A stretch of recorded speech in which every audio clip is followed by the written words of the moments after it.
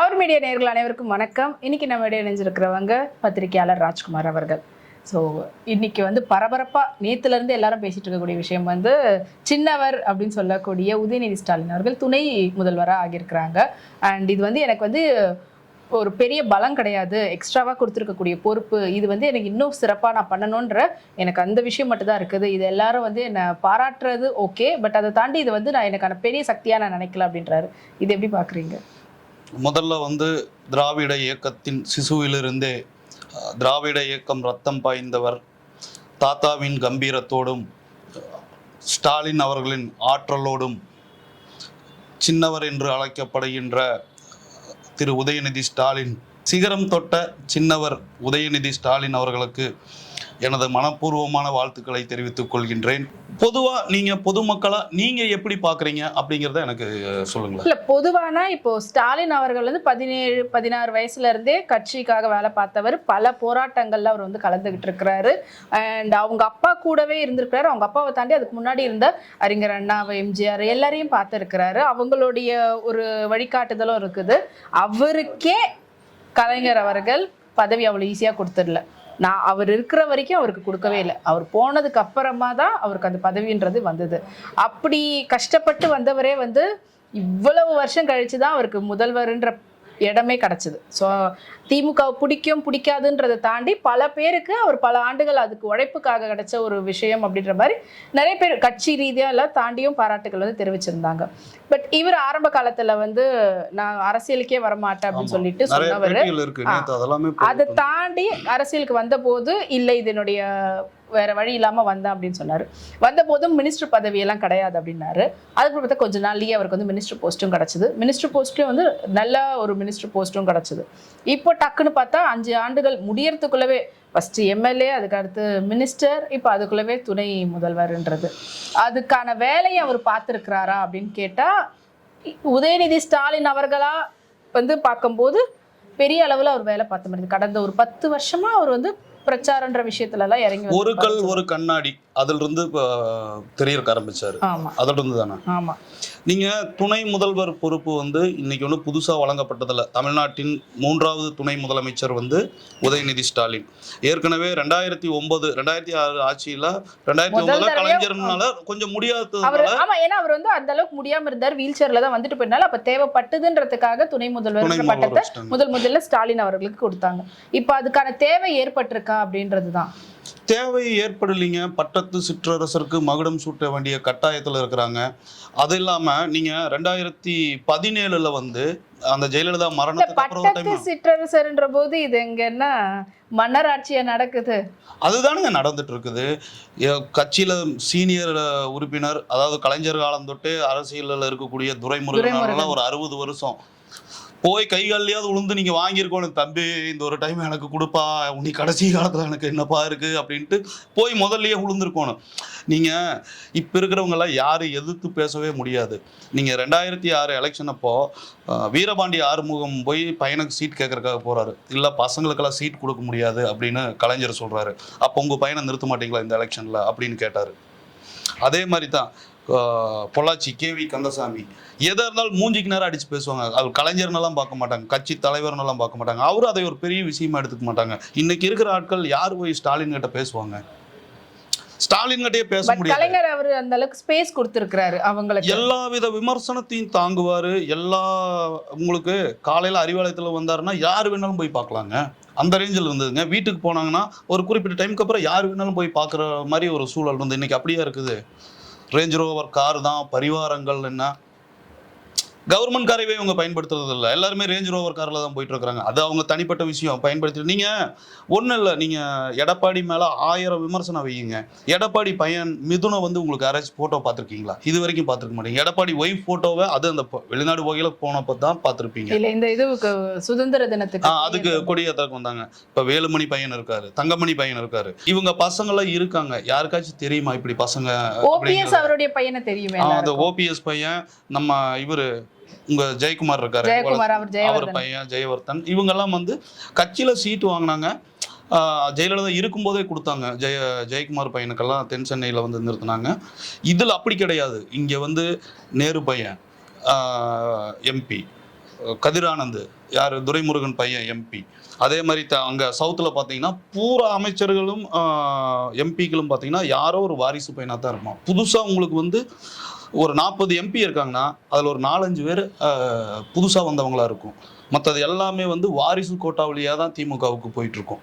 நீங்கள் அந்த ஒவ்வொரு மாவட்ட செயலாளரும் ஒரு ராஜா மாதிரி இருப்பாங்க திமுகவை பொறுத்த வரைக்கும்.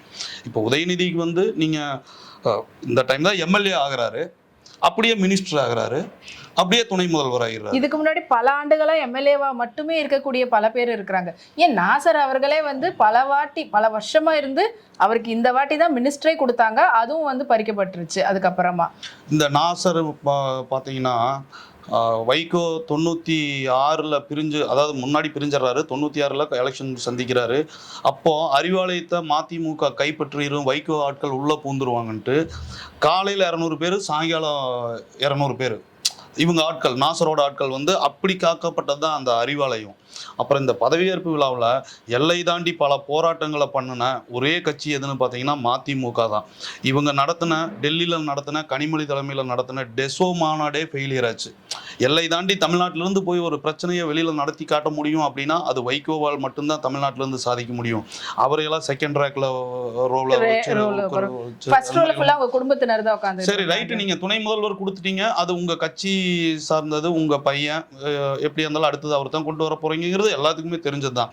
இப்ப என்ன தேவை இருக்கு அப்படிங்கிறது தானே நம்ம பார்க்க வேண்டியது இருக்கு. இவர் அமைச்சரா இருந்து பாலாறும் தேனாரும் ஓடிடுச்சா தமிழ்நாட்டுல? சொல்லுங்க ஏதாச்சும். இது வந்து விவாதம் தானே. பாலாறு இன்னும் சரி துணை முதலமைச்சர் ஆயிட்டாரு. ஸ்போர்ட்ஸ்ல வந்து நிறைய பேரை இப்போ எப்படி வந்து ஐபிஎல் கொண்டு வந்திருக்காங்களோ அந்த மாதிரி ஐபிஎல் இருந்திருக்குல்ல, அது எக்ஸாம்பிளா வச்சு தமிழ்நாட்டுக்குள்ள கிரிக்கெட்டா இருக்கட்டும், இல்லைன்னா வந்துட்டு பேட்மிண்டனா இருக்கட்டும், ஃபுட்பால், அது மாதிரி எல்லா கேமுக்கும் அடுத்த லெவலுக்கு போகிறதுக்கான வேலையை வந்து அவர் பார்த்துருக்காரு. கார் ரேஸ் ஓடிச்சலாம் பார்த்தோம்ல, நாங்களும் டிவியில பார்த்த கார் ரேஸ் ஓடினதை அதெல்லாம் பார்த்துருக்காரு. நாங்கள் இல்லைன்னுலாம் சொல்லல. இப்போ காலகட்டத்துக்கு அது தேவையா? நீங்கள் ஒன்றும் இல்லை, எல்லாரும் போய் சொல்கிறாங்க, ஐயா கட்சி தலைவர் பதவியை இவருக்கு கொடுத்துடலாம், 2016 தோத்ததுக்கப்புறம் ஸ்டாலினுக்கு கொடுத்துடலாம் கட்சி தலைவர் அப்படிங்கிறாரு. துரைமுருகன் சீனியர் அமைச்சர் நேரு எல்லாம் போய் இவருக்கு கொடுத்துடலாம், ஸ்டாலின் கொடுத்துடலாம் அப்படிங்கிற போது அப்போ அவரு சொன்னார், அவர் என்ன தெரியுமா சொன்னார், ஐயோ இருக்கிறதே எங்கிட்ட இந்த ஒன்று தான், சோனியா காந்தி வந்தா, இவர் பிரணப் முகர்ஜி, ராகுல் காந்தி, இவங்கெல்லாம் யாரை போய் பார்க்கணும்? கோபாலபுரத்தில் கலைஞர் வீட்டில் போய் பார்க்கணும். இந்த பதவியேற்காடி தான் என்னை தேடி எல்லாம் வந்துட்டு இருக்கிறானுங்க. இதையும் கொடுத்துட்டுன்னு வை, என்னை எவனுமே மதிக்க மாட்டான். அவர் கடைசி சாக வரைக்கும் அந்த பதவியை யாருக்குமே விட்டு கொடுக்கலீங்க. அவரோட சொந்த பையனுக்கே கொடுக்க மாட்டேன்ட்டாரு. அப்படி இருக்கிற ஸ்டாலின் வந்து இப்போ உடனடியாக இவரை கொண்டு வந்து அதை நல்ல நாள் பார்த்து அந்த டைம் அந்த 3:30 மணிக்கு அந்த பதவியேற்பை கொடுக்கணுங்கிற அவசியமே இல்லை. அப்படி இவர் இனத்தை பண்ணிட்டாரு. பதில் மௌனம்தான் பதில், சௌமியாவின் மௌனம்தான் பதில். அதாவது இல்ல அவர் துணை முதல்வரா வந்ததுக்கு அப்புறமா இன்னும் நிறைய பண்ணி அவரை வந்து கொஞ்சம் ரிஜிஸ்டர் பண்ணிட்டோம்னா இருக்கக்கூடிய மீதி 1.5 வருஷத்துல அவர் வந்து சிஎம் ஆகிறதுக்கான வேலைகளை பார்க்கலாம் அப்படின்ற மாதிரி கூட நினைச்சிருக்கலாம். அப்படியெல்லாம் சிஎம் நிறுத்தினாங்கன்னா அதாவது வந்து இவங்களே குழி தோண்டி புதைக்கிற வேலையை தான் பார்த்துட்டு இருக்காங்க. நீங்க சொன்ன மாதிரி பாரம்பரியமான குடும்பங்கள், திமுக குடும்பங்கள், அதாவது எங்க வீட்லயெல்லாம் எங்க அப்பா பேர், எங்க சித்தப்பா பேர் எல்லாமே திமுக இதுல வந்தவர் தான். ஆனா அவங்கெல்லாம் ஒரு காலத்துல இந்த திமுக கொடியை வந்து எங்க ஏரியாவில் ஏற்ற முடியாது. புறைவாளைய ஜமீன் ஆளுகைக்கு உட்பட்ட பகுதியில ஃபுல்லாவே காங்கிரஸ்காரங்க, அங்கெல்லாம் கொடியை ஏற்ற முடியாது. அதையும் மீறி அந்த காலத்துல எல்லாம் கொடி ஏற்றின குடும்பம். இன்னைக்கெல்லாம் இருக்கிற இடம் தெரியாம இருக்காங்க எல்லாரும் அரசியலை விட்டு. இந்த நேரத்துல இது மாதிரி தொண்டர்கள் ஆயிரக்கணக்கான பேர் ரத்தம் சிந்திய ஒரு இயக்கம் தான் இந்த திமுக. நினைச்சு பாருங்க, சீனியர் மினிஸ்டர்களுக்குள்ள மனசுக்குள்ள எப்படி இருக்கும்? சீனியர் மினிஸ்டரை விடுங்க, பல வருஷமா தொண்டனா மட்டும் இருக்கக்கூடியவங்களுக்கு அடுத்த கட்டமா ஒரு செயலாளராகவோ இல்ல பொருளாளராகவோ எந்த ஒரு பதவியும் இல்லாம இருக்கிறாங்கன்றதுக்காக எவ்வளவு பேரு அவங்களுக்கு அடிமட்ட தொண்டர்களுக்கு எப்படி இருக்கும்? ஆனா இதை ஒரு பக்கம் கொண்டாடக்கூடியவங்களும் இருக்கிறாங்க. அது ஊப்பிகள் கொஞ்சம் பேர் இருப்பாங்க, பட்டாசு வெடிக்கிற ஊப்பிகள். செந்தில் பாலாஜி உள்ள போனாலும் பட்டாசு வெடிக்கிறது, வெளியில வந்தாலும் பட்டாசு வெடிக்கிற குரூப். அதாவது வந்து உதயநிதிக்கு இது போட்டிருக்காங்க. இது ஒண்ணுமே பண்ண முடியாதுங்க. மொத்த அதிகாரமும் சிஎம் கிட்ட தான் இருக்கும். துணை முதல்வருக்கு ஒரு அதிகாரம் இருக்காது. ஒன்றும் இல்லை, எடப்பாடியுமே பன்னீர்செல்வமும் பிரிஞ்சிருக்காங்க. சேர்த்திக்கலாம், சரி துணை முதல்வரை போட்டு விடுங்கய்யா, சும்மா டம்மிங்க அது ஒன்றும் பெரிய அதிகாரம் வானலாவிய அதிகாரத்தை எல்லாம் நீங்க சிஎம்எம் இல்லாம அதை பண்ண முடியாது. ஆனா இங்க மோஸ்ட்லி பாக்குறத பார்த்தா கிச்சன் கேபினெட் தான் நடக்கிற மாதிரி இருக்குது. சோ அதனால அவருக்கான அதிகாரத்தை வந்து இவரு கேட்டுட்டு தான் பண்ணணும்ன்ற மாதிரி மாறறதுக்கான வாய்ப்புகளும் இருக்குதுல்ல, உள்ள இருந்து அவங்க இயக்குனாங்கன்னா. ஒரே விஷயமுங்க, திமுகவை அழிக்கிறதுக்கு திமுக தலைமையே போதும், வேற யாருமே இல்லை. நீங்க எல்லாம் சொன்ன மாதிரி 4 வருஷத்துக்கு முன்னாடி ஐயோ பிஜேபி வந்துரு உள்ளுற்றக்கூடாதுன்ட்டு தான் இவங்களுக்கு ஓட்டு போட்டோம். நானெல்லாம் 2004 இருந்து ஓட்டு போட்டிருக்கேன். ஜென்மத்துல ஒரு நாள் கூட நான் திமுக ஓட்டு போட்டதில்ல. சரி இந்த டைம் எடப்பாடியும் போகணும், பிஜேபியும் வெளியே போகணும்னா டிஎம்கே போடணும்ட்டு தான் இந்த எலெக்ஷன் போட்டேன்.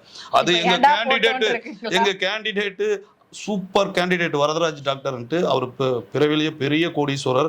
நீங்க 4 விரலை வெட்டி போட்டு 4 விரலை தூக்கிட்டு ஹாஸ்பிட்டல் போனீங்கன்னா ஒட்ட வச்சு அனுப்பிடுவாரு. போங்கப்பா அப்படின்ட்டுருவாரு.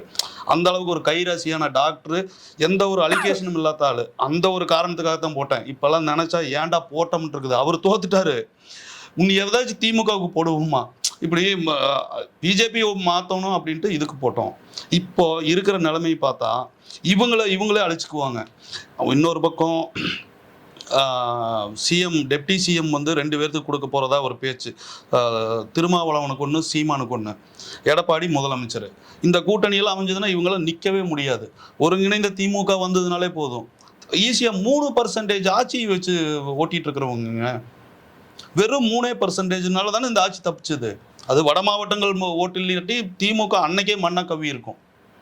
இதுக்கப்புறமாவது அவங்க புரிஞ்சு அடுத்த கட்டத்துக்கு இன்னும் இருக்கக்கூடிய ஒரு வருஷம் அதுக்குள்ள என்ன பண்றாங்க, அதுக்குள்ள என்னென்ன பாலாருந்தேனாரும் ஓடுதுன்னு நம்ம பார்ப்போம்.